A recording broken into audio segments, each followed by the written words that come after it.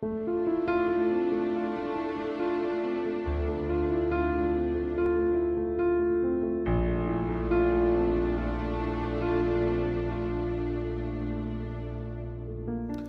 à toutes et à tous et bienvenue sur le plateau de l'invité de H. Vous êtes sur Humanitarian TV.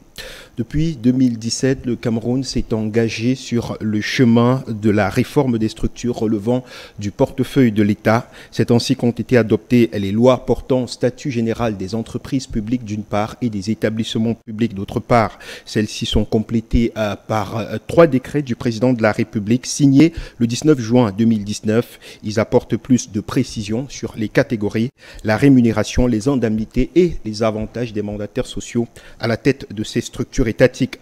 Pour rendre effectif ce cadre législatif, le ministre des Finances, Louis-Paul Motazeux, a signé le 4 mai dernier 2 arrêtés portant classification des entreprises publiques et des établissements publics. Un arsenal juridique et réglementaire qui vise à assainir le secteur public caractérisé par des contre-performances chroniques depuis plus de 10 ans. Aujourd'hui, qu'est-ce qui va concrètement changer avec les réformes en cours? Comment rendre les entreprises du secteur public plus compétitives? Ces questions et bien d'autres, nous les poserons à notre invité de ce soir, professeur Madeleine Viviane Ongdoa Biwole. Bonsoir et merci de nous faire l'honneur de votre présence. Bonsoir et bonsoir également à tous vos téléspectateurs et merci de m'avoir invité. C'est la première fois que j'arrive ici. Oui. Je découvre avec beaucoup de plaisir et de stupéfaction toute la grande installation et vraiment, merci de m'avoir invité. Je pense que c'est une télévision qui mérite toute l'attention et qui mérite également tous les débats pour lesquels nous pouvons être conviés qui concernent la société camerounaise. C'est un plaisir pour nous de vous avoir également. Je rappelle que vous êtes enseignante, chercheur, experte en gouvernance publique, ancien directeur général de l'ISMP, Institut supérieur de management public. Directeur général adjoint. Ancien directeur général adjoint, voilà. Alors, j'ai parlé en introduction de ces 2 arrêtés signés le 4 mai dernier par le ministre des Finances qui précisent la classification des entreprises et des établissements du secteur public. Alors, outre cette classification, qu'est-ce que ce texte apporte concrètement ? Alors, il faut dire que c'est un texte qui était attendu depuis 2019, parce que lorsque les décrets sont signés le 19 juin 2019, ces décrets précisent effectivement que 3 mois après, on aurait la classification des entreprises. Donc, ce texte arrive pour compléter la réforme, bien qu'ils arrivent un peu tard, parce qu'en août 2019, normalement, ces textes devaient être disponibles pour préparer pour la prise en compte de ces rémunérations à partir de janvier 2020. Donc, le texte vient compléter l'arsenal juridique de la réforme, n'apporte pas une information particulière. En réalité, il s'agit de l'application des dispositions du décret de 2019 qui précise effectivement qui est dans quelle catégorie au regard du budget ou alors du chiffre d'affaires et qui précise de manière vraiment très détaillée. Moi, c'est ce que j'ai aimé dans ces textes parce qu'il y a un véritable souci de transparence, ce qui n'était pas le cas avant. Il était difficile de savoir combien perçoit un directeur général. Maintenant, on est dans une sorte de transparence clair. Les revenus sont connus, aussi bien en ce qui concerne le salaire que les avantages.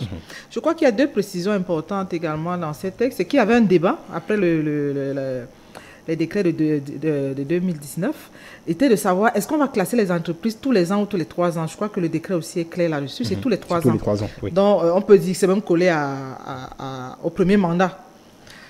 Ou alors au mandat des dirigeants sociaux. Donc, normalement, après un mandat, on doit apprécier la performance de l'équipe dirigeante. Si la performance est accrue au 2e mandat, on se rend compte que vous pouvez changer de classification. Sauf que, et c'est un peu l'effet pervers, si on peut utiliser le terme de ces textes, parce que c'est un texte qui va éprouver en fait la qualité de la gestion de l'entreprise, c'est que vous pouvez également être dégradé, c'est-à-dire vous pouvez passer d'une catégorie supérieure à une catégorie inférieure au regard justement du chiffre d'affaires que vous avez produit. C'est vrai que le débat pour les établissements publics est un débat autre parce que ces établissements sont assis sur la subvention. Bon, là, on peut avoir un débat, mais pour les entreprises publiques, les 35 entreprises publiques, c'est intéressant de voir les 3 prochaines années, comment est-ce qu'elles vont se comporter, comment l'équipe dirigeante, parce que c'est une forme d'évaluation, cette fois-là publique. Parce que de plus dans le cadre de ces textes, il est également prévu que les comptes, disons les états financiers, soient présentés au public. Et moi, je pense que c'est une innovation assez particulière. Alors, la rémunération est proportionnelle au chiffre d'affaires à la catégorie de l'entreprise. Selon qu'on est à la première, deuxième, troisième et quatrième catégorie, bon, la rémunération est également différente, de manière beaucoup plus... décrescendo, on va décrescendo. La première catégorie, c'est vraiment des rémunérations importantes, au regard certainement du chiffre d'affaires produit, mais peut-être également du type d'activité réalisée. C'est vrai qu'il y a un débat, vous avez dans les catégories plusieurs secteurs d'activité, c'est aussi un débat qu'on peut avoir. Mais le choix du gouvernement était clair. Moi, je pense que, puisqu'il est difficile de discuter de ces choix, il est maintenant bon de voir comment est-ce que ces entreprises peuvent se déployer dans cet environnement juridique et comment est-ce que l'appréciation est faite. Parce qu'il y a un grand challenge, c'est que l'appréciation est interne et publique. Parce que 3 ans après, la classification, bien une nouvelle classification sera présentée. Si vous n'avez pas eu de belles performances, le public va également vous sanctionner, même si ça n'a pas d'incidence au niveau de votre nomination. Mais je crois qu'il y a un regard supplémentaire qui n'existait pas, qui est également une pression supplémentaire pour la performance. Alors, bien évidemment, vous avez peut-être observé au sein même de ces structures étatiques, au niveau de la rémunération des mandataires sociaux, certains connaîtront une hausse de leur rémunération mensuelle, d'autres une baisse. Alors, l'État va faire des économies, forcément. Alors, je n'ai pas fait une analyse globale au niveau des lignes budgétaires pour savoir si on aura des économies ou pas. Au moins, il y a une sorte d'harmonisation. Oui. Parce qu'on avait effectivement l'impression que les rémunérations, ce qui était prévu dans le décret de 99, étaient arrêtées par le conseil d'administration. Donc, il était difficile de savoir quel est le rationnel qui justifiait justement une forme de gré à gré entre la direction oui, mais qui avait certainement et rationnel. Je n'ai pas envie d'être... Oui, j'ai pas envie de soupçonner. Je pense qu'il y avait quand même quelques éléments objectifs ou subjectifs, j'en sais rien, mais il y avait quand même... il n'y avait pas beaucoup d'harmonisation. Là, maintenant, c'est relativement harmonisé. Maintenant, est-ce qu'on fait des économies? J'en sais rien, je n'ai pas fait le calcul, mais on se rend quand même compte que certaines entreprises, et les économies peuvent être analysées de manière très individuelle. Parce que c'est quand vous entendez des cris de part et d'autre que vous vous rendez compte que c'était plus élevé, c'était plus bas. Mais je pense que le ministère des Finances est mieux placé pour savoir, s'il y a des économies, mais au moins, s'il y a une information qui est partagée, c'est qu'il y a une harmonisation. On peut débattre de cette harmonisation, mais il est capable maintenant de bien suivre et de savoir qui produit la richesse, qui ne produit pas la richesse, notamment au niveau des entreprises publiques et même des établissements publics, il ne faut pas croire.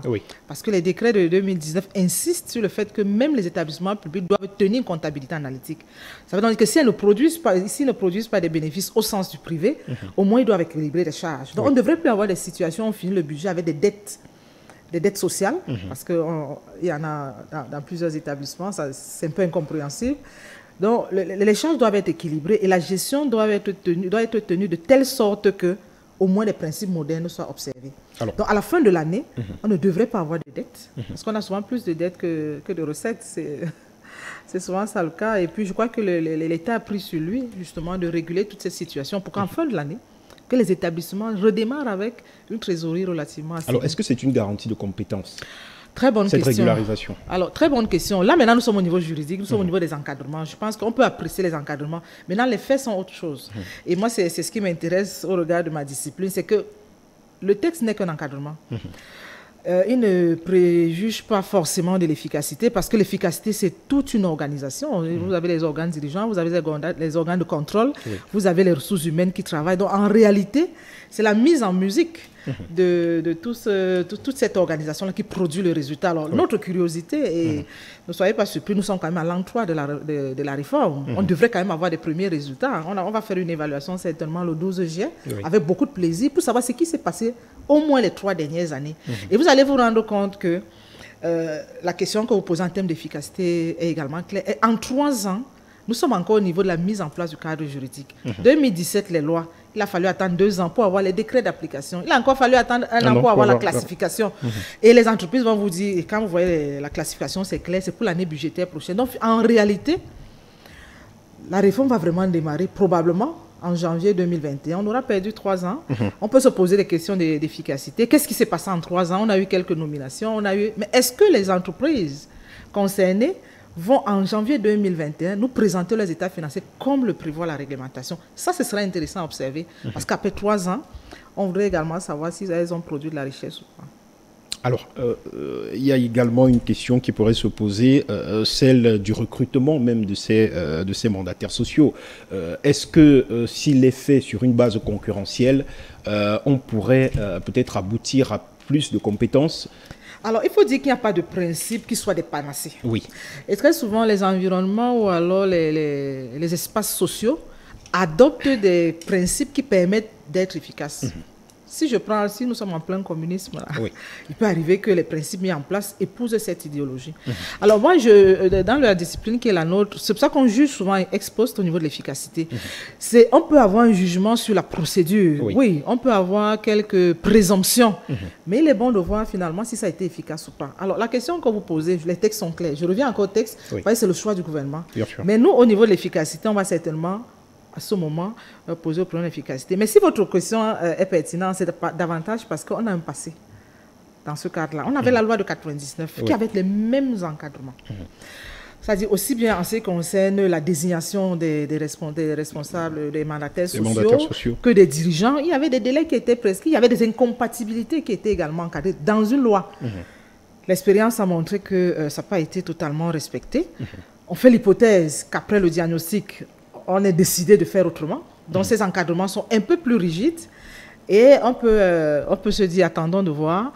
Est-ce que le processus de désignation, parce que quel est le processus de désignation des mandataires sociaux? Il n'y a pas de processus, il y a juste un rappel ou alors un principe qui est rappelé, c'est que vous êtes désigné sur décret du président de la République. Oui. Maintenant, vous êtes désigné également parce que vous représentez votre administration au Conseil. Ça veut donc dire que dans le décret de création ou alors de modification de chaque établissement et entreprise publique, il y a une liste d'entreprises représentées parce que vous savez, on a 5 mandataires qui sont obligatoires. Vous avez le représentant de la présidence, le représentant des services du Premier ministre, le représentant de la tutelle technique, le représentant de la tutelle financière et puis le représentant du personnel. Les 5, c'est le minimum qu'on puisse avoir. Maintenant, il y a également des administrations qui sont concernées par l'objet social de l'entreprise. C'est la raison pour laquelle vous entendez représentant de tel ministère, représentant de tel autre ministère. Alors, ce qui est dit dans le texte, c'est que ces représentants sont désignés sur décret du président de la République. Maintenant, ce qu'on a aussi observé, et on a suivi également un ensemble d'indications et d'instructions de la très haute hiérarchie, c'est qu'on demande à ces administrations de faire des propositions. Donc, on fait l'hypothèse que même si la procédure n'est pas totalement encadrée, il y a une proposition des administrations concernées, dont le ministre de ces ministères envoie une proposition à la présidence de la République. Maintenant, il y a certainement des arbitrages qui sont faits. Et puis, dans tous les cas, nous, on constate qu'un membre du Conseil est désigné uniquement lorsqu'il est sur la base d'un décret du président de la République. Maintenant, comment est-ce qu'on les choisit? Sur la base de quel profil? Pour l'instant, il n'y a aucune obligation légale. Mais en gestion, il y a quand même une obligation managériale. C'est que les profils des gens qui sont désignés doivent avoir, ou alors ces personnes doivent avoir quelque chose à apporter à l'entreprise. C'est la raison pour laquelle, d'ailleurs, ils sont désignés. Donc, on peut questionner à un moment donné, lorsqu'on voit aussi bien le profil des membres du conseil, mais aussi les postes occupés dans les ministères concernés, parce qu'il y a quand même un lien entre les activités de ce ministère et l'objet social. Vous avez par exemple un ministère, vous pouvez avoir un ministère qui soit la tutelle de 3 établissements publics différents.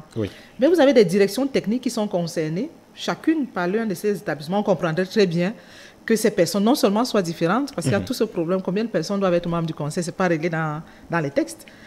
On n'a pas limité, donc vous pouvez être membre de 2, 3, 4, 5, 6 conseils, tout dépend du président de la République. Donc jusque-là, il n'y a pas d'incompatibilité, mais il y a quand même une préoccupation managériale intéressante, c'est de voir si les profils qui sont conviés, et c'est une étude d'ailleurs qu'on va réaliser avec beaucoup de plaisir, si les profils qui sont là permettent d'accompagner l'entreprise dans sa performance.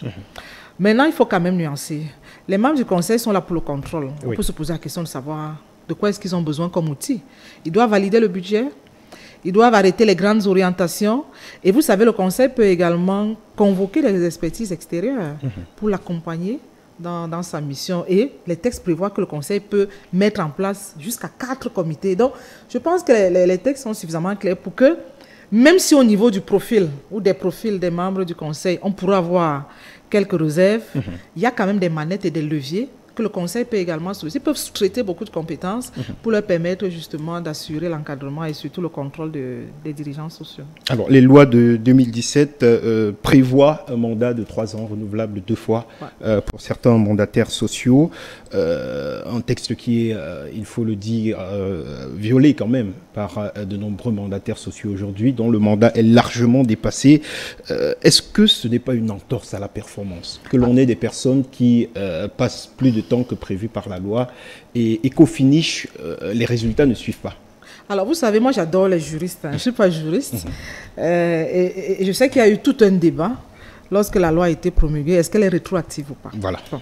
Je pense que les bons juristes vous donneront la réponse. Mais toujours est-il que lorsqu'on lit les textes, et notamment la disposition qui parle des mandats, on parlait des mandats cumulés. Oui. Bon.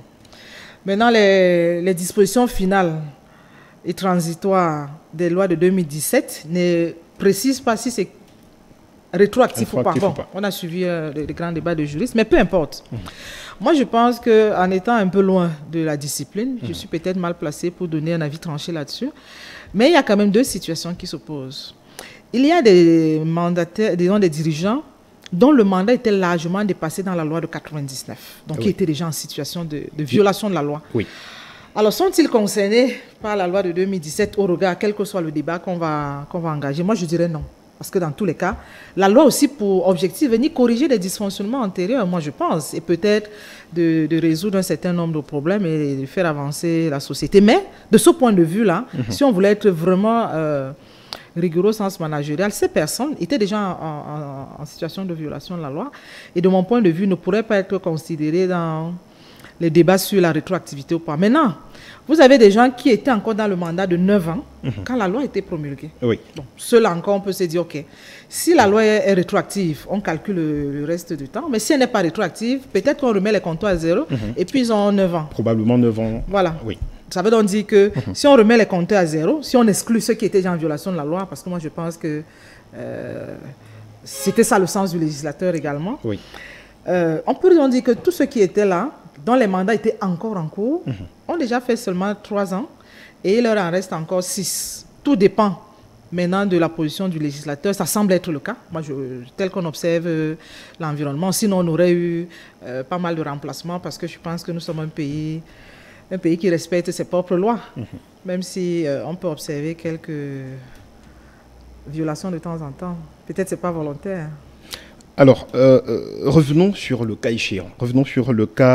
échéant. Vous avez parlé, pour ce qui est des arrêtés du ministre des Finances, vous avez parlé d'ajustements structurels subis par le secteur public, avec les 2 arrêtés signés par le ministre des Finances, Louis-Paul Motazeux.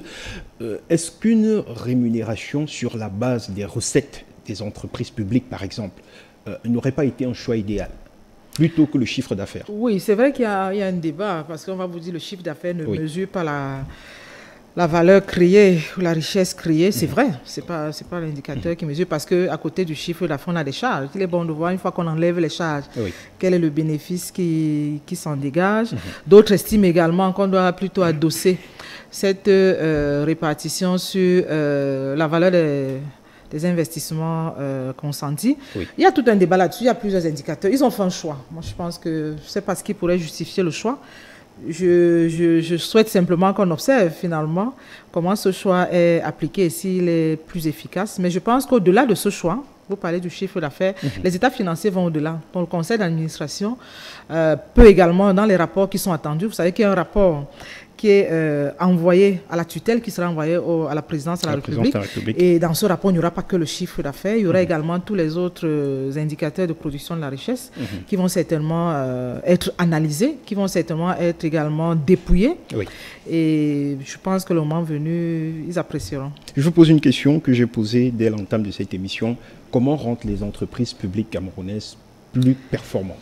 Alors ça peut être considéré comme un vrai sujet de thèse. J'ai même envie de dire que la performance des entreprises, c'est tout un programme de recherche. Hein. Oui. Lorsqu'on fait le management, l'un des objectifs phares, c'est d'identifier l'ensemble des connaissances, l'ensemble des outils, l'ensemble des pratiques, l'ensemble également de, je peux dire, l'art qu'on peut également associer à ces connaissances pour rendre les entreprises performantes. Alors, une fois que je l'ai dit, vous voyez toute la complexité qu'il y a derrière.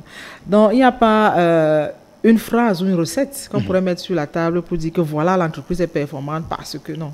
Mais dans la littérature également, dans ces principes-là, il y a quand même un ensemble d'encadrements qui pourrait donner la présomption de ce que, tel que fait, on pourrait s'attendre à une performance ou pas, même si on peut nuancer au niveau de certains choix. La première, c'est comment est-ce qu'on fait les recrutements. Je pense que de ce point de vue, dans la discipline qui est la mienne, les indicateurs, ou tout au moins les outils manipulés peuvent déjà permettre, lorsqu'on voit les dirigeants, au regard d'un outil qu'on connaît bien, notamment les profils de poste, on se dit si le dirigeant ou les dirigeants qui sont choisis se rapprochent le plus près possible de ces profils de poste, c'est un bon indicateur. Donc on peut partir comme ça, en utilisant quelques critères, pour dire qu'en réalité, il n'y a pas une panacée. On ne va pas vous dire que voilà ce qu'il faut faire. Non, c'est la raison pour laquelle les mandataires sociaux sont là, pour apprécier non seulement l'entreprise, parce qu'il n'y a pas que le contexte interne de l'entreprise, il y a également l'environnement de l'entreprise. Et c'est au regard de tout ça qu'on peut se dire, OK, au regard de ce contexte, au niveau du conseil d'administration, le plan stratégique qu'on va valider, qui tient compte de l'analyse interne et externe, et donc des forces et des faiblesses de l'entreprise, des opportunités et menaces présentées dans l'environnement, voilà le projet de société que nous demandons au directeur général de mettre en place. Et c'est en cela que le rôle du conseil d'administration est stratégique. Et c'est en cela également, si vous voyez bien le mandat, les mandats des membres du conseil sont également de 3 ans renouvelables une fois.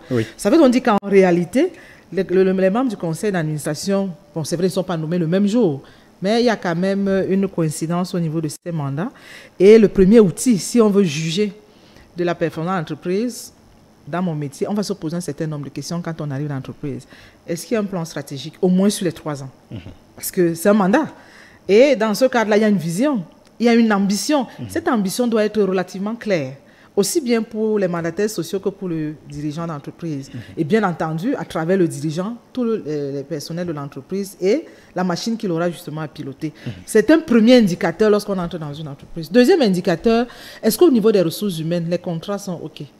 Parce qu'il faut se dire que pour avoir les ressources humaines qui vous accompagnent, il y a quand même des préalables. Donc, quand vous arrivez dans une entreprise et que vous sentez qu'il y a beaucoup de problèmes sociaux, il y a des crises sociales, ça peut être un indicateur de faiblesse. Donc, c'est autant l'indicateurs, mais comment les rendre performantes? On va donc rentrer dans tous ces principes. Et moi, j'ai l'habitude de dire, peut-être de manière maladroite, mais quand même en insistant, le management ou diriger une entreprise, c'est un métier. Oui.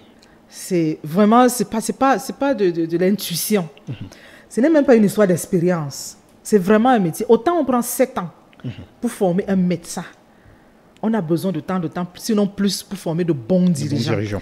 Maintenant, vous allez me dire, est-ce qu'après la formation, ils seront bons? Ça, c'est un autre débat. Mais si nous ne sommes même pas déjà, avant d'y arriver, c'est déjà un problème. Moi, je prends souvent un exemple, c'est pour monter un peu la gravité de la situation, pour revenir à votre question. Et vous voyez que je fais un peu de diplomatie, en disant que ce n'est pas moi qui nomme. Donc, on ne peut pas critiquer le pouvoir discrétionnaire. Mais en tant que gestionnaire, on peut analyser ex post si ce pouvoir a été efficace ou pas. Ou alors, il a été exercé dans le bien, aussi bien de l'entreprise que de la société.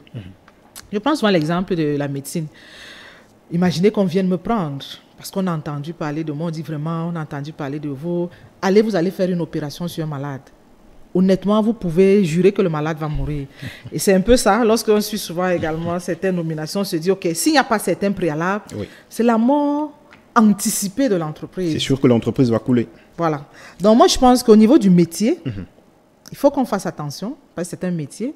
Et la contre-performance chronique des 10 dernières années des établissements publics devrait également interpeller les outils que nous avons utilisés jusque-là.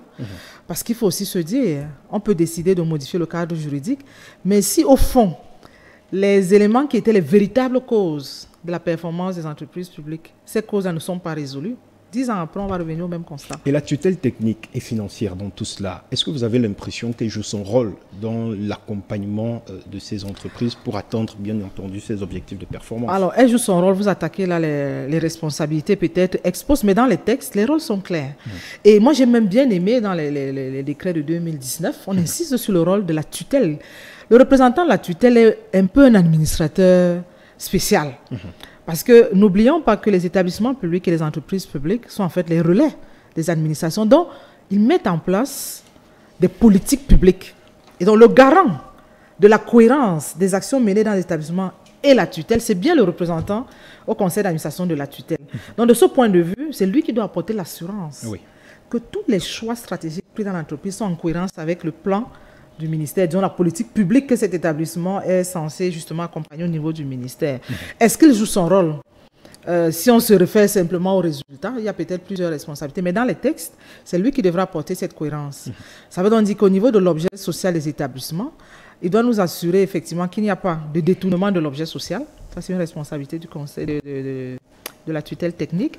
Il doit également nous assurer que les mandats, parce que quand vous voyez les budgets programmes maintenant, les résultats attendus sont même parfois chiffrés ou tout au moins relativement précis. Donc, nous apporter l'assurance que l'établissement l'a fait. Maintenant, pour la tutelle financière qui accompagne en fait toutes les entreprises, parce que nous avons un guichet unique, c'est le ministère des Finances, qui est la tutelle financière des 35 entreprises publiques et 77, je crois 77 ou 75 établissements publics. Alors, les finances sont là pour réguler également et assurer une sorte de partage relativement équitable des ressources. Et il y a tout un débat, l'État a tranché dans tous les cas, des entreprises qui rentrent dans son portefeuille et ceux qui peuvent en sortir. Peut-être le ministère des Finances, au regard de la performance des entreprises, aura une première action à mener. 3 ans après, refaire la classification. Bien sûr. C'est une sanction positive et négative. C'est-à-dire que ceux qui auront bien travaillé vont certainement avoir une classification supérieure, etc. On imagine également, éventuellement, qu'on ait des primes, même si ce n'est pas forcément... Bon, on dit prime, il y a une incidence financière et même des reconnaissances des avantages non pécuniaires. Toujours est-il que le ministère des Finances a cette responsabilité, apporter la preuve que l'entreprise a produit de la richesse. Donc, la rentabilité, si on peut prendre un terme aussi simple, de ces entreprises sera appréciée par le ministère des Finances. Pour les établissements publics, il est bon de voir quels sont les indicateurs qu'on va utiliser. Et c'est ce qui est davantage encore intéressant au niveau du conseil d'administration. Dans les tests, on dit que ce conseil d'administration évalue le directeur général adjoint. Il faut bien arrêter les critères. Dans un établissement public où nous sommes dans la qualité des services produits, on peut avoir un critère d'efficacité en termes de qualité de service. Donc on peut faire des études pour savoir si les gens sont satisfaits ou pas. On peut également avoir une appréciation en termes d'efficience. Est-ce que, puisqu'on va faire de la comptabilité analytique, est-ce qu'on s'est au moins rendu compte que les services offerts l'ont été au moindre coût ou alors au coût juste? Ça aussi, le conseil d'administration doit se prononcer au regard justement de cette comptabilité. Et puis la pertinence. Est-ce que ce qu'ils ont fait était même ce qui était attendu de aussi bien des bénéficiaires que de l'État?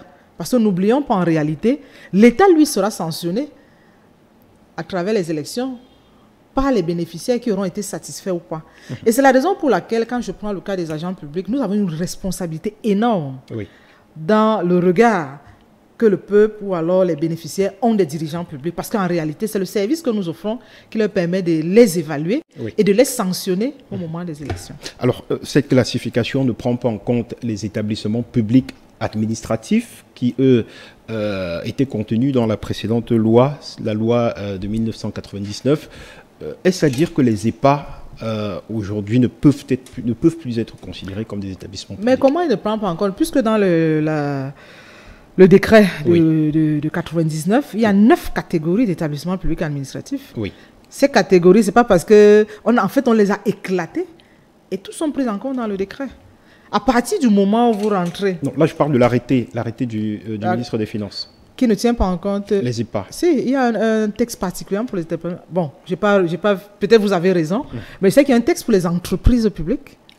Et un texte pour les établissements publics. Mais là, dans les établissements publics, il y a 9 catégories.